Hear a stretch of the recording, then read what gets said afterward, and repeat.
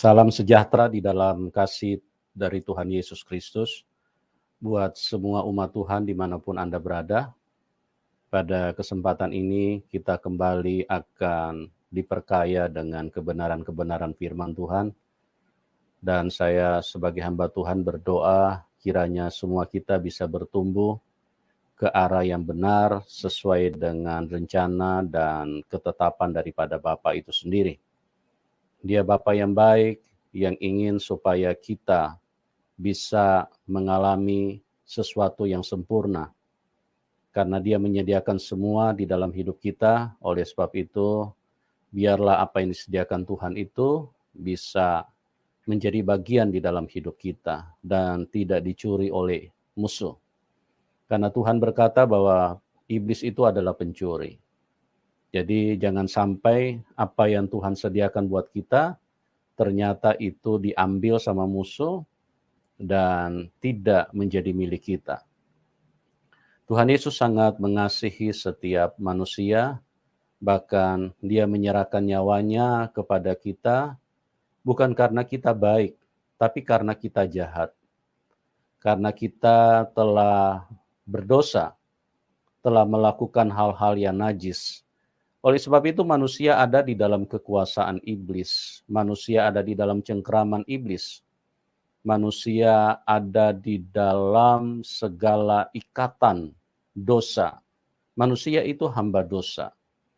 Tapi Tuhan Yesus menyerahkan nyawanya untuk apa? Untuk sebagai suatu cara untuk membeli kembali manusia yang dikasihi Tuhan dari tangan musuh. Dia memberikan hidupnya. Dia mempersembahkan hidupnya di dalam hidup ini. Oleh sebab itu, mari kita terus mengerti kebenaran firman Tuhan, mari kita terus bertumbuh, mari kita terus berkenan kepada Tuhan. Dan pada kesempatan ini, kita akan melihat bagaimana satu kehidupan yang diharapkan Tuhan di dalam umatnya, yaitu mempersembahkan sesuatu yang layak. Berbicara kata persembahan, itu berasal dari kata sembah. Nah, kata sembah ini sedikit lebih tinggi nilainya, bahkan bukan sedikit, jauh lebih tinggi nilainya daripada sekedar pemberian. Karena kalau pemberian, kita bisa suka-suka kita memberi. Tapi kalau mempersembahkan, persembahan, tidak boleh suka-suka kita. Kita harus ingat kepada siapa yang menerima pemberian kita. Karena itu sifatnya sembah. Jadi kepada yang kita beri itu, dia adalah pribadi yang kita istimewakan. Yang kita agungkan. Kita tinggikan di dalam kehidupan kita. Nah, tentunya tidak bisa sekedar hanya mengerti kata pemberian, memberi. Kalau kita memberi kepada tukang parkir, tentu bisa sesuka kita. Itu pun kalau pemberiannya tidak layak, dianggap tukang parkir, bisa ribut sama tukang parkir. Oleh sebab itu kita harus mengenal sesuatu yang namanya persembahan. Persembahan itu pemberian kepada pribadi yang kita hormati, yang kita tinggikan, kita agungkan. Karena itu kata sembah. Sembah itu sesuatu pemujaan, sesuatu yang kita senangi secara luar biasa. Makanya kita menyembah. Kita menyembah itu harus dimengerti. Jadi di dalam persembahan yang diberikan oleh manusia sebagai umat yang mengatakan bahwa dia adalah orang yang memiliki Tuhan, maka ini harus diperhatikan standar kelayakan. Harus ada kelayakan. Ya, menjadi anggota DPR saja harus layak. Menjadi Kapolri harus layak. Menjadi murid juga harus layak. Karena kalau tidak sesuai dengan standarnya guru, maka bisa Anda dikeluarkan dari sekolah atau tempat Anda belajar. Nah, Di sini kita melihat persembahan. Kalau kita memberi kepada orang di luar atau memberi kepada pengemis, kita bisa suka-suka kita. Kita bisa beri 5.000, kita bisa beri 1.000, kita bisa beri sesuka-suka kita. Karena itu hanya pemberian. Tidak peduli dia mau senang atau tidak, yang penting kita beri. Tetapi kalau persembahan, ini yang menjadi masalah. Karena banyak orang tidak memahami standar persembahan, kelayakan, ya. Dan saya berbicara ini bukan artinya supaya Anda mempersembahkan uang Anda kepada kami, tidak. Ya, karena hal-hal seperti itu saya tujukan bukan untuk kami, tetapi untuk setiap kita. Kehidupan untuk layak di hadapan Tuhan. Dan persembahan pun tidak diukur hanya dengan nominal, tidak diukur hanya dengan uang. Tapi persembahan itu bicara tentang sebuah kehidupan. Ini yang kita harus mengerti di dalam kehidupan kita. Jadi kita memberi kepada lurah tentu berbeda dengan kita memberi kepada orang biasa, kepada RT. Kita memberikan kepada bupati tentu juga berbeda. Nilainya kita harus sesuaikan. Ya, karena orang yang diberi ini adalah orang yang lebih tinggi. Tentu keistimewaannya juga lebih tinggi. Karena Tuhan juga pernah mengingatkan kepada bangsa Israel bagaimana persembahan-persembahan yang mereka berikan di dalam perjanjian lama adalah sesuatu yang tidak layak. Mereka memberi hewan yang cacat. Dan Tuhan berkata, pemberian-pemberian kamu itu adalah pemberian yang cacat. Sesuatu yang tidak berkenan, tidak sesuai dengan standar apa yang diinginkan oleh Tuhan. Ya, kita memberi kepada presiden itu juga harus berbeda. Karena dia lebih istimewa. Dia orang nomor 1 di sebuah negara. Tentunya kelasnya juga menjadi berbeda.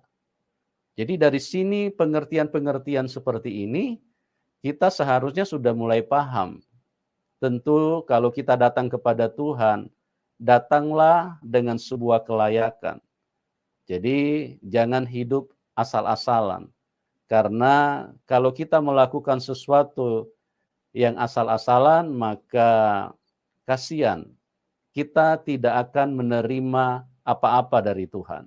Sebab kita telah melakukan sebuah hal yang kita tidak sadari, tetapi ternyata itu mengecewakan kepada orang yang menerima sembahmu, orang yang menerima penyembahanmu, orang yang menerima persembahanmu.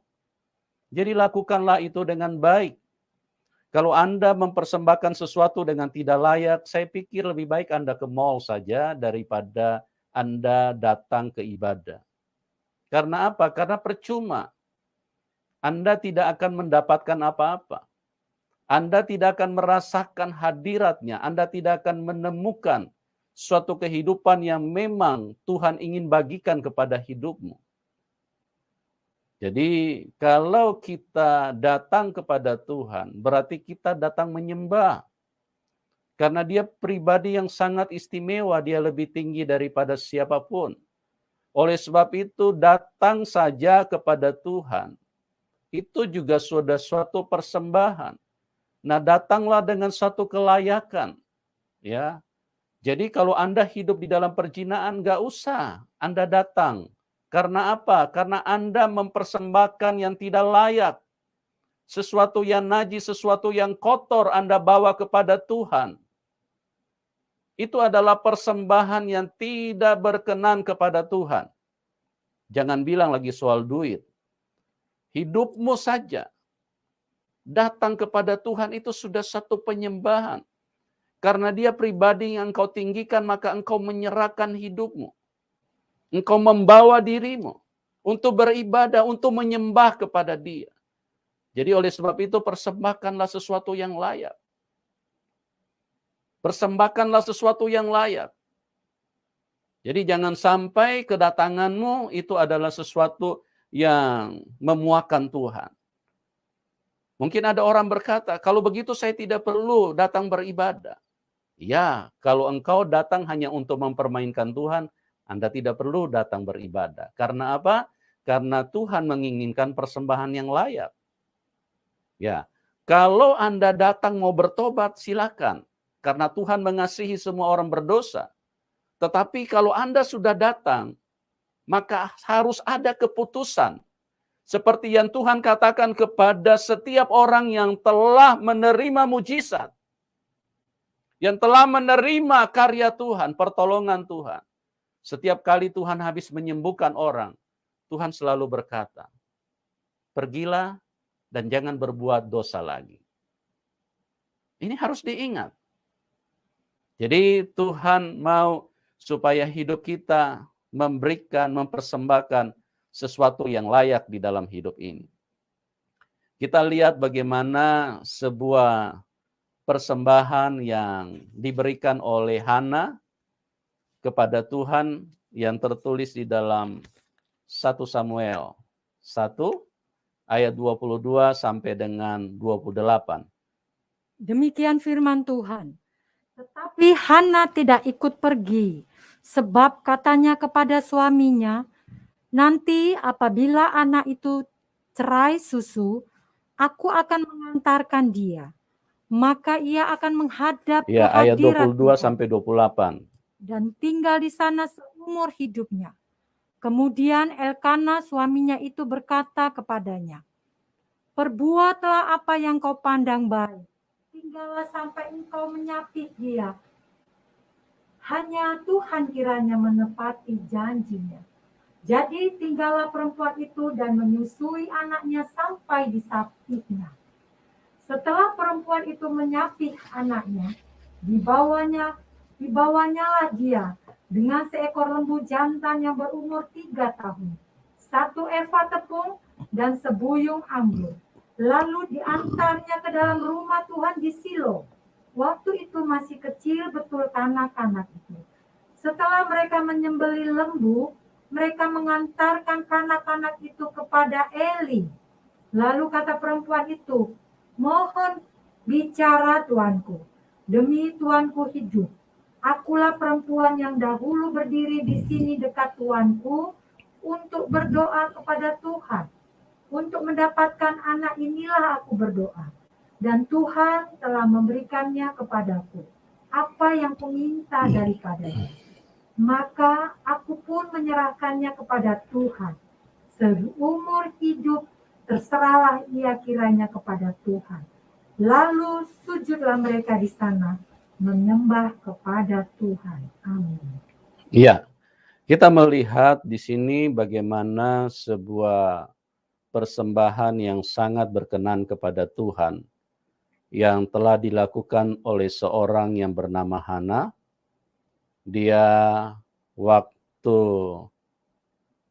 sebelum dia mendapatkan Samuel, dia adalah seorang yang mandul.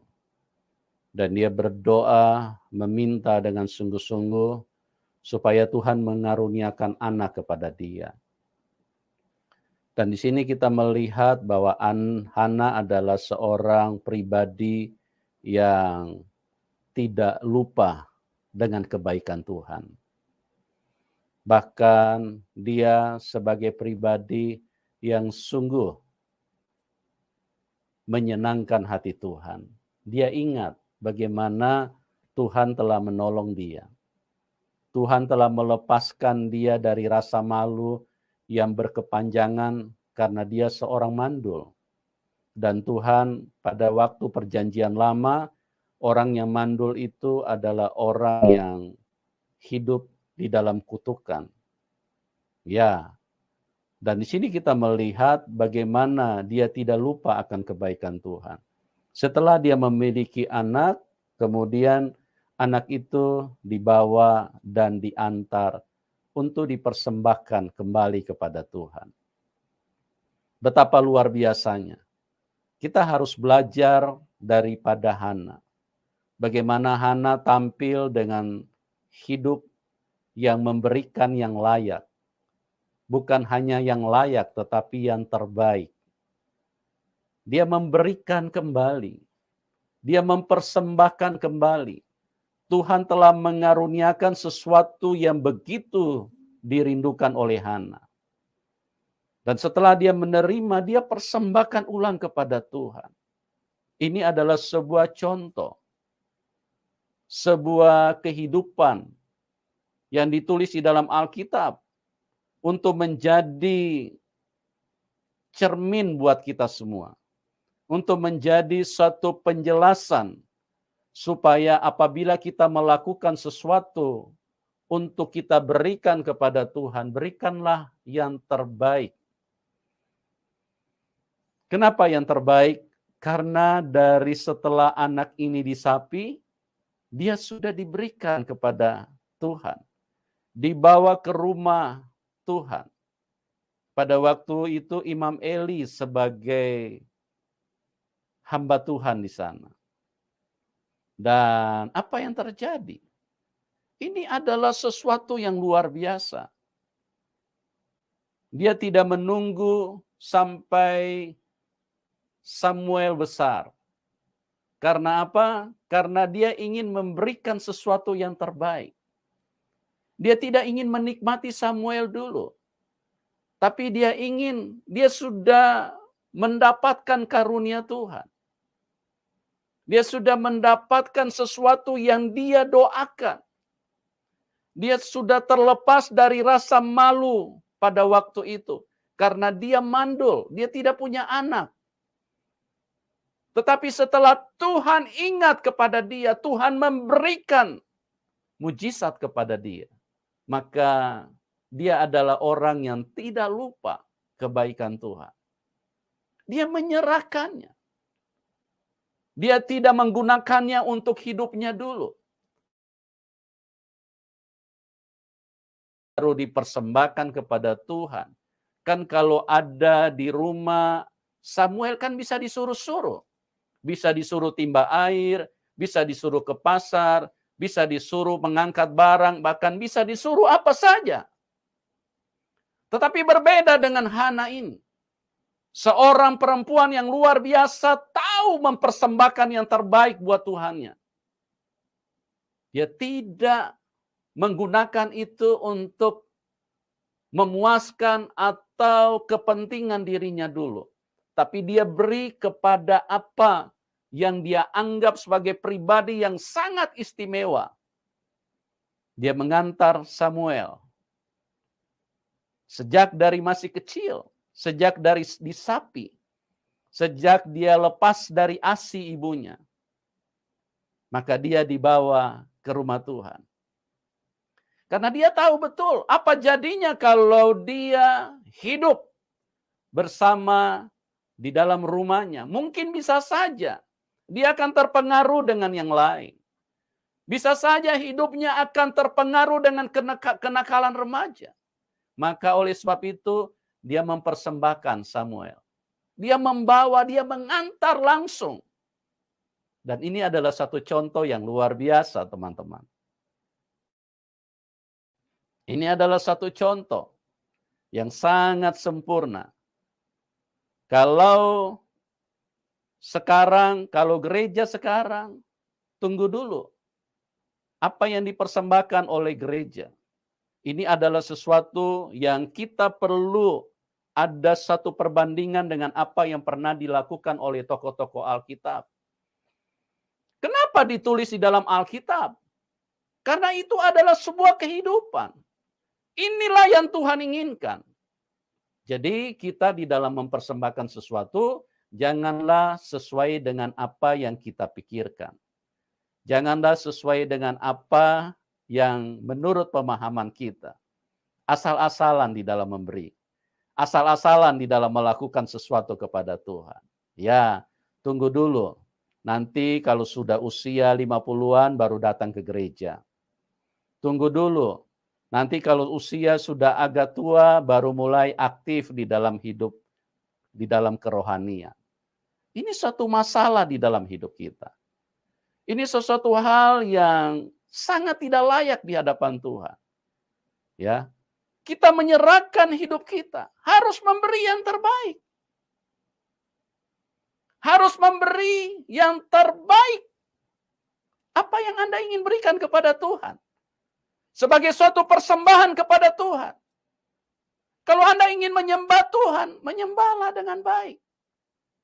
Kalau Anda ingin berdoa, berdoalah dengan sungguh-sungguh. Jangan berdoa cuma nanti mau makan baru Anda berdoa. Karena apa?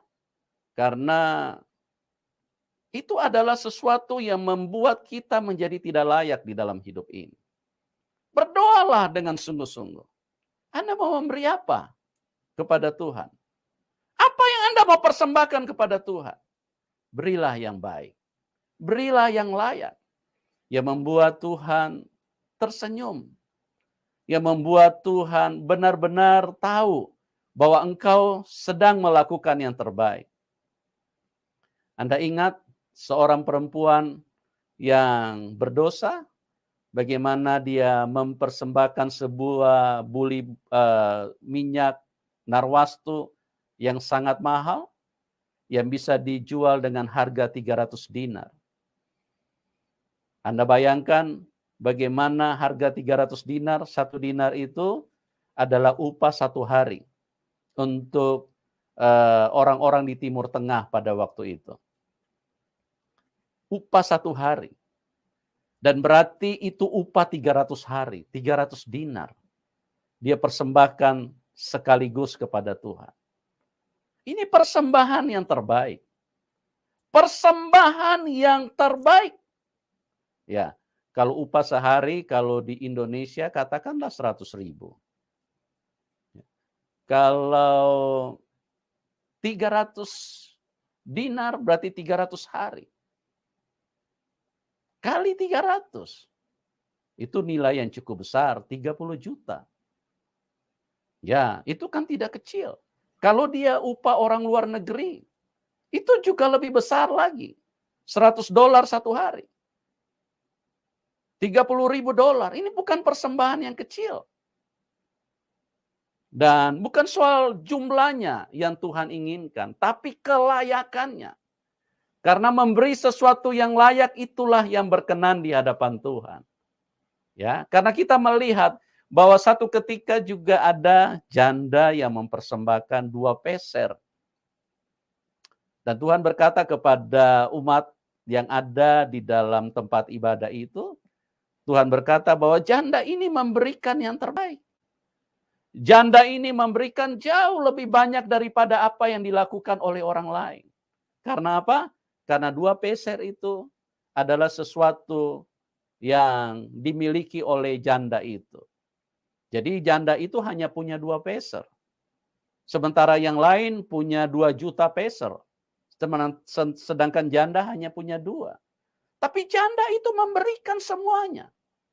Nah, inilah yang dimaksudkan oleh Tuhan bahwa persembahkanlah sesuatu yang layak.